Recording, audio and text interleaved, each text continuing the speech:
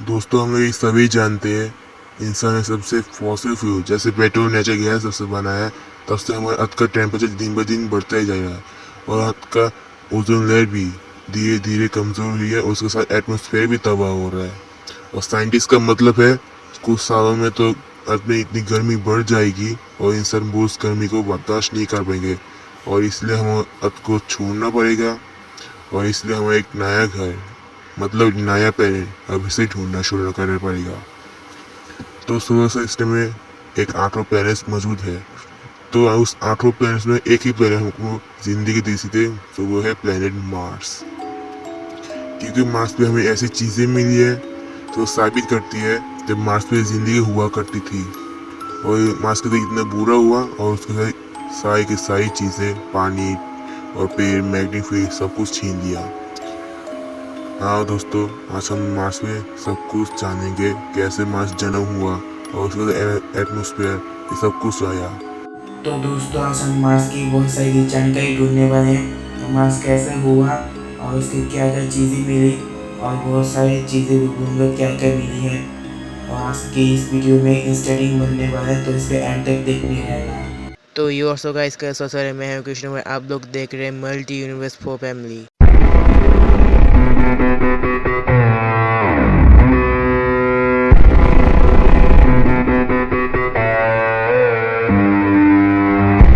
दोस्तों मार्स की कहानी शुरू हुई आज से 4.5 बिलियन साल पहले। ऐसा माना जाता है कि 4.5 बिलियन साल पहले स्पेस में एस्ट्रोनॉट्स ने एक प्लैनेट भी बना दिया था जो कि सूरज के चौथे नंबर था।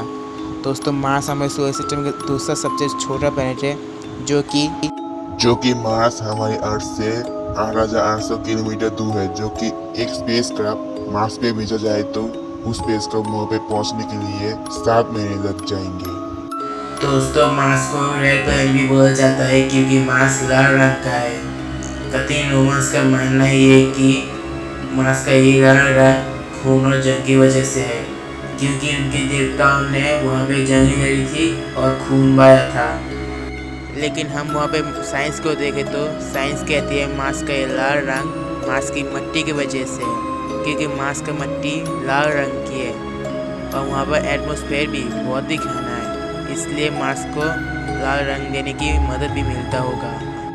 दोस्तों हमारी जमीन का सिर्फ एक चांद है जो कि रात में चमकते बहुत ही खूबसूरत नजर आते हैं। लेकिन हम वहाँ पे बात करें मार्स की तो मार्स की सिर्फ एक चांद नहीं बल्कि 2 चांद है। लेकिन मजे की बात यह है कि वो दोनों चांद हमें अर्थ के चांद की तरह बिल्कुल प्यारे नहीं है क्योंकि वो अलग अलग है, इसलिए वो बहुत ही ज्यादा भक्ति मजा रहते हैं। जिनमें से एक चांद का नाम फोबोस है और दूसरे का नाम टीमोस है और वो दोनों चांद मार्स की तरफ घूम रहे हैं। लेकिन दोस्तों फोबोस धीरे धीरे करके मार्स की तरफ झुक रहा है। ऐसा माना जाता है कि फोबोस या तो एक टाइम पे मार्स की तरफ टक्कर होकर तबाह हो जाएगा और या तो वो छोटे छोटे में बट के मार्स के रिंग बना देगा जैसे सैटर्न और यूरेनस के पास है। दोस्तों मैंने पहले से बोल के रखा हूँ मार्स पे एटमॉस्फेयर बहुत ही ज़्यादा घना है। तो उस घने एटमॉस्फेयर की वजह से मार्स पे हमारे सोलर सिस्टम के सबसे बड़े मिट्टी के तूफान आते हैं जो कि मार्स को अपने लपेट में ले लेते हैं। और तो और हमारे अर्थ में ओजोन लेयर है तो हमारी सूरज से रेडिएशन से बचा के रखती है। और बात करें मार्स की तो मार्स पे कोई भी ओजोन लेयर नहीं है, इसलिए वहाँ पे हर टाइम रेडिएशन बरसते रहते हैं। जो आप वहाँ पे मार्स पे अपना स्पेस सूट उतार दोगे तो आपके खून में बुलबुले बन जाएंगे, इसलिए आपकी फ़ौरन मौत हो जाएगी। तो अगर हम बात करें मार्स की साइज़ की तो मार्स हमारे अर्थ से 6 गुना कम है।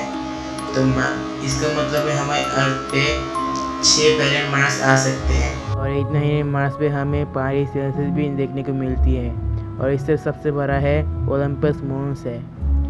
साइंस का मानना है कि ओलंपस मॉन्स एक दिन एक वोल्केनो भी था और एक दिन फटा भी था। लेकिन 50 मिलियन साल के पहले डायनासोर्स के मरने के पहले सारे के सारे वोल्केनोस एक्सट्रीम हो गए। तो दोस्तों ये हो गई मार्स की तारीफ, जो मार्स कैसा है और वहाँ पे कैसे कैसे खतरनाक मंडरार हैं जो कि वहाँ पे हर टाइम रेडिएशन बरसते रहते हैं और तो और वहाँ पे मिट्टी के तूफान आते रहते हैं। और तो मार्स के एवरेज टेम्परेचर -81 डिग्रीज फ़ारेनहाइट है, जो कि एयर टार्डिंग है उससे भी ज़्यादा ठंडा है। तो सवाल उठता ये कि इतना सब कुछ होने के बावजूद भी इंसान मार्स पे क्यों जाना चाहता है, जो कि हमारे सोलर सिस्टम में और भी बड़े बड़े प्लैनेट्स मौजूद है, लेकिन इंसान मार्स पे क्यों जाना चाहता है। दोस्तों ये इसका पहला रीज़न है कि क्योंकि मार्स हमारे अर्थ से बहुत ही ज़्यादा करीब वाला प्लैनेट है। तो आप बोलेंगे करीब तो वेनस भी है, तो हम वेनस के बारे में क्यों नहीं बोलते। क्योंकि दोस्तों हम वेनस के बारे में इसलिए नहीं सोचते क्योंकि वेनस हमारे सूरज सिस्टम का सबसे बड़ा गर्म प्लैनेट है और सूरज के करीब मरक्यूरी भी है, लेकिन दोस्तों वेनस का टेम्परेचर मरक्यूरी से ज़्यादा है। वेनस का गर्मी एक खोलते हुए लावे का जैसा है। अगर एक इंसान वेनस पे चला भी गया तो इंसान वहाँ पे उबल जाएगा। तो हम जुपिटर को देखें तो जुपिटर इतनी खतरनाक गैसों से बना है जो कि उसके ऊपर लैंड करना दूर भी, उसके ऊपर उड़ना भी ज़्यादा मुश्किल है। और तो जुपिटर के आगे 3 प्लैनेट्स जैसे सैटर्न और यूरेनस, नेपच्यून, ये तीनों प्लैनेट ऐसे हैं जो कि बर्फ़ के गोले हों। और तो दोस्तों मैंने यूरेनस के ऊपर वीडियो भी बना चुका, आपको राइट साइड में आई बटन मिल रहा होगा। उस वीडियो में बताया था यूरेनस इतने खतरनाक प्लैनेट है। तो बहरहाल दोस्तों हम इन सभी प्लैनेट्स के बारे में नहीं सोचते हैं, तो हमें ले देगा एक आखिरी उम्मीद बचती है, वो है प्लैनेट मार्स ही है। माने कि मार्स का एनवायरनमेंट हमारे लिए बहुत ही ज़्यादा खतरनाक है, लेकिन दोस्तों साइंटिस्ट को मार्स पे ऐसी चीज़ें मिली है जो कि साबित होता है कि मार्स पे ज़िंदगी बसाई जा सकती है, जैसे कि पानी। जी हाँ दोस्तों, साइंटिस्ट को मार्स पे पानी मिला है। यहाँ तो वो पानी मार्स के ज़मीन से आता है, न कि समुंदर से, बल्कि मार्स का वो पानी मार्स का साउथर्न पोलर कैप में जमा हुआ है। साइंटिस्ट का मानना ये है कि वो पानी इतना ज़्यादा है, अगर उसको पिघला दिया जाए तो वो पानी मार्स को 36 फुट को भी डुबो देगा। दोस्तों मार्स पे पानी मिलना इंसान की जिंदा रहने के लिए एक नई उम्मीद से काफ़ी नहीं है। और तो और हमें मार्स पे सूखी नदी भी नजर आई है, जो इस बात का इशारा करती है मार्स पे पानी हुआ करता था। जैसे अर्थ के पास नदी है और मार्स के पास भी नदी हुआ करता था। और तो हमें मार्स पे ऐसे एविडेंस मिले हैं जो कि साइंटिस्ट का मानना है कि मार्स पे भी ज़िंदगी हुआ करती थी। नासा और स्पेस एक्स मार्स को बहुत ही ज़्यादा स्टडी कर रहे हैं। और तो और स्पेस एक्स के मालिक इलोन मस्क ने ये भी दावा बोल दिया है कि साल 2050 में वो मार्स पे पूरा का पूरा शहर बनाएंगे, जो कि 10 लाख लोग रह पाएंगे, वो भी अर्थ की मदद बगैर। अर्थ की बुरी हालत देखकर मार्स को 24 घंटे स्टडी किया जा रहा है, और मार्स को इतना ज़्यादा स्टडी किया जा रहा है एक इंसान वहाँ पे ज़्यादा के लिए नहीं रह पाएगा। इसलिए नासा ने वहाँ पे 5 रोबोट्स भेजे थे जिनका नाम है रोवर्स।